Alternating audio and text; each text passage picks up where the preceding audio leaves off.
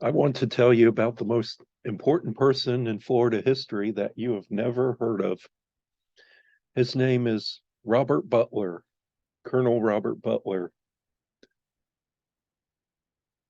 And if I can get this to advance, yeah, there we go. Robert Butler was born in 1786 and died in Florida in 1860.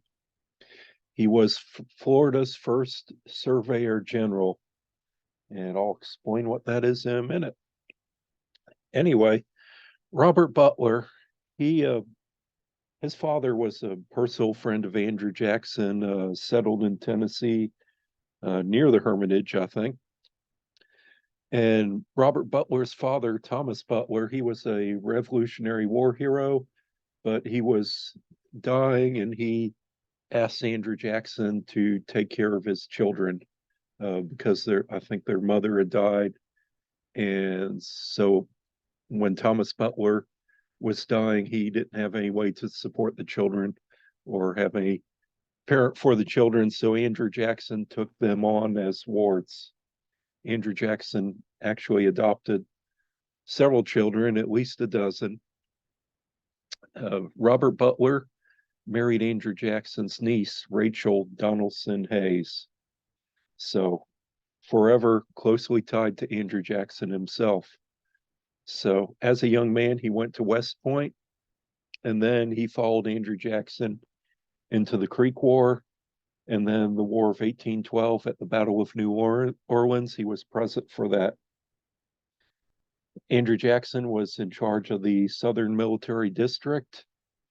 And so when the First Seminole War broke out, Andrew Jackson brought his forces down to Florida in 1818, and Robert Butler was there at his side, served as Andrew Jackson's adjutant general. Now, a little explanation. Adjutant general is the commander's personal secretary, handles all the correspondence, sends out the letters, receives the letters, responds to them, sometimes acts as interim authority to the general themselves. So it's a very important job. And he served that in the Army, what would look like a very promising military career. So Andrew Jackson's forces came down to the Spanish fort outpost, Fort St. Mark's de Apalache or Fort San Marcos de Apalache, and they captured two British that were aiding the Seminoles, Alexander Arbuthnot, a 70-year-old tradesman trading with the Seminoles, and they went over to Old Town, and in that skirmish, they captured Robert Ambrister, who was a British Royal Marine, helping out the Seminoles as well. They brought him to Fort St. Mark's, where they had a trial. And it was going to turn out that Ambrister, I guess one was going to be hanged and the other was going to be whiplashed. But Andrew Jackson ordered that both of them be executed. Ambrister was shot with the firing squad, and Alexander Arbuthnot was hanged on the yardarm of his ship. So they were sentenced to death, and Robert Butler, as the adjutant, he's the one who signed the execution orders, which you can see right there. Yeah, talked more about the First Seminole War in the past, but let's continue. So that was in 1818. 3 years later, the treaty to Florida, the Adams Onis Treaty, was passed finally by the by the United States Senate. And so the United States acquired Florida. The Army at the time was reduced in size. Many of the high-ranking officers were retired. Andrew Jackson at this time was retired, and the head of the commanding general of the Army was Jacob Brown. So Andrew Jackson went to Tennessee, but he was given the position as governor and commissioner of the Floridas during the transition from Spain to the United States. Commissioner was the person who was handling the transition from Spain to the United States, and governor of the Floridas. Well, Florida at the time was divided into East and West Florida. And so Andrew Jackson came down to Florida and went to Pensacola. Robert Butler, as the adjutant under Andrew Jackson's authority, went to East Florida and St. Augustine. Robert Butler, during the reduction of the Army, was made commander of the 4th Infantry. Part of the reduction is that the government was able to get rid of the commander of the 4th Infantry, who was William King, who Fort King is named after. He was under a lot of controversy for executing one of the soldiers in his command in Pensacola. So they wanted somebody who was more of a stable commander, not causing as much trouble. So Jackson accepted the handover from Spain in Pensacola, and Butler accepted the handover from Spain in St. Augustine, stayed a few days, and they left. Butler had to go back to his job as commanding the 4th Infantry. He had a job to do and not be governor of East Florida. Here's a commemoration of handing over Florida to the United States back in 2021. Spanish Governor Coppinger and Robert Butler. Then you see on, as well on the right, you see some American dignitaries and Spanish dignitaries. My main pet peeve is that Butler is wearing the wrong headgear, is not the proper headgear for somebody of his rank and stature. He would basically be wearing the same type of hat as the Spanish governor. But that's what they had and that's what they wanted to use, even if it was wrong. So anyway, so Butler's commanding the 4th Infantry, and then the Army is reduced further in November 21, further cuts. Colonel Butler, he's reassigned as Lieutenant Colonel as the 6th Infantry, and that's not something he tolerates. He's reduction in rank and pay. The letter he wrote that I've read says that he has too many children to feed. He doesn't want to take a reduction in rank, so he resigns from the Army instead of taking the pay cut, and retires to his property they inherited from his father in Tennessee, not far from the Hermitage. And Florida has its government form, and the capital of Florida becomes Tallahassee in 1824. Many of the officials in the territory are former Jackson officers and friends of Andrew Jackson, Tennessee Democrats. Also in the Florida government is Whigs, mainly from the Carolinas. So there's actually two competing forces, and that would cause a bit controversy over time. And Butler is given the job of Surveyor General of Florida. A very important job, and it affects all of us today. The first job of Butler was to establish the Prime Meridian. This is where you establish a point, and all the surveys go out from there. You build your township range and section from this point. So unfortunately, he wasn't in the territory at the time. He is still coming down from Tennessee. He was absent. By this time, William Duval was governor. He was out of Florida as well.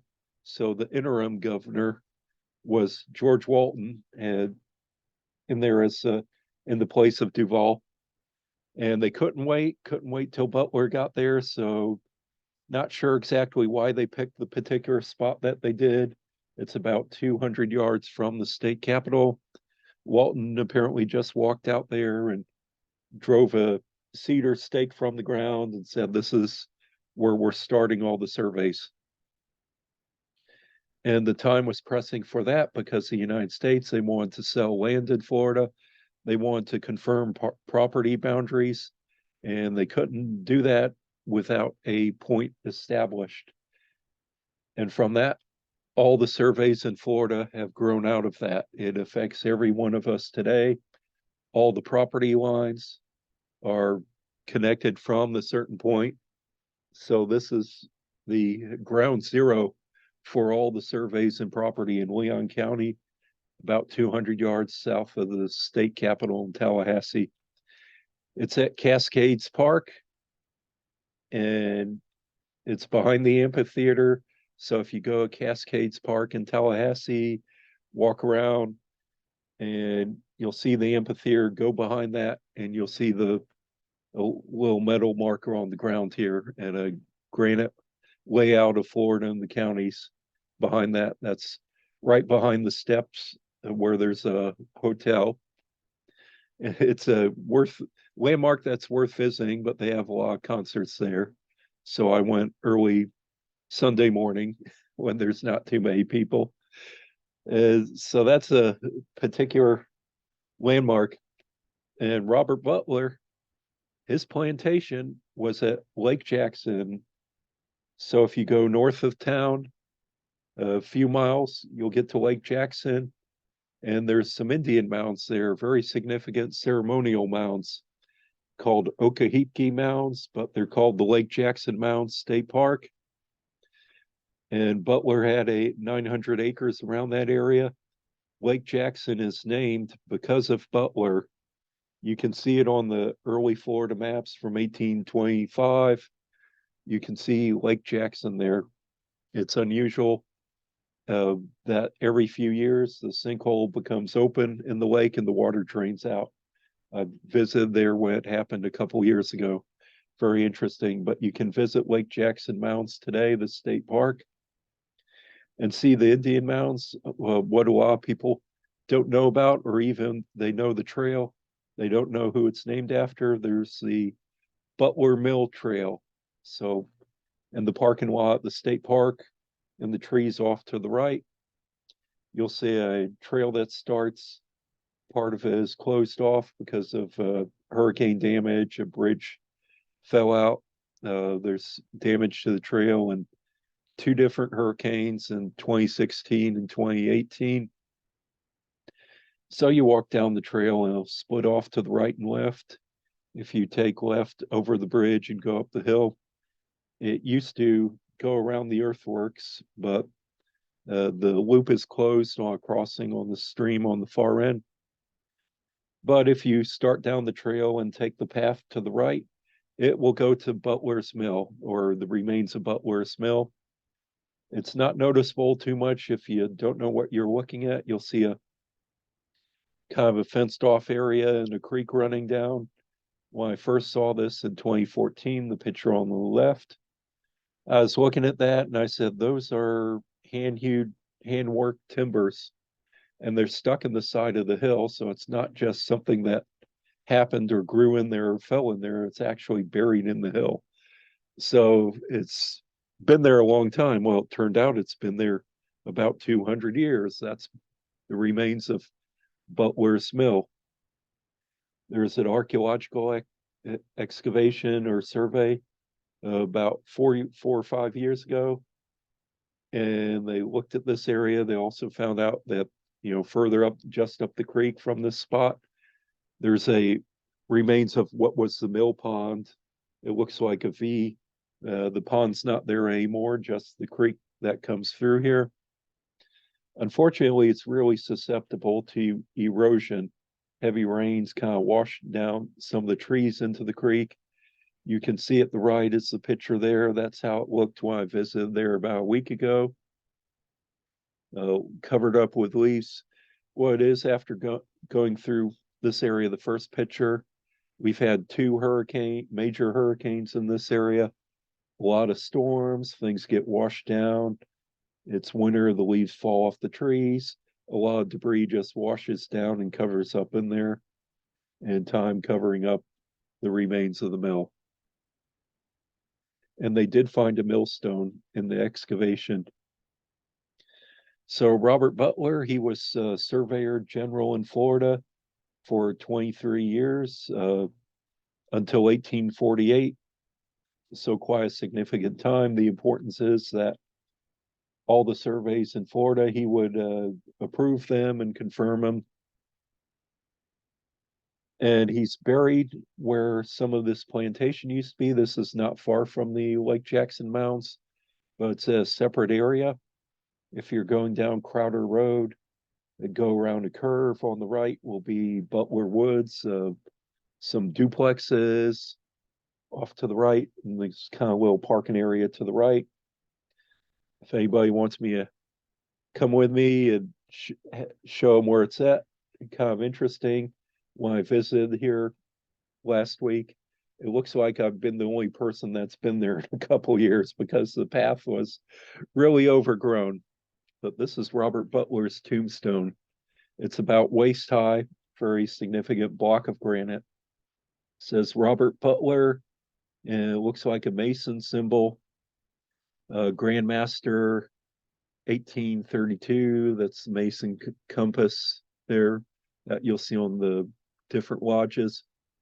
Adjutant General, Southern Division of the U.S. Army, 1815. First Surveyor General of Florida, 1824 to 1848, or looks like 49. Born December 23rd, 1786. Died January 13, 1860. I hope I got the dates right. Erected by the Grand Lodge, the Freemasonry of Florida. Next to it, there's another grave marker of his son-in-law. His wife is supposed to be buried there, Rachel Donaldson Hayes, but I didn't see any marker for her. Pretty much it's been forgotten where this gravesite is. It's even hard finding it on Find a Grave, but interesting significance. But the legacy of Butler is all the surveys in Florida, all the property boundaries are there because of the Prime Meridian that he established.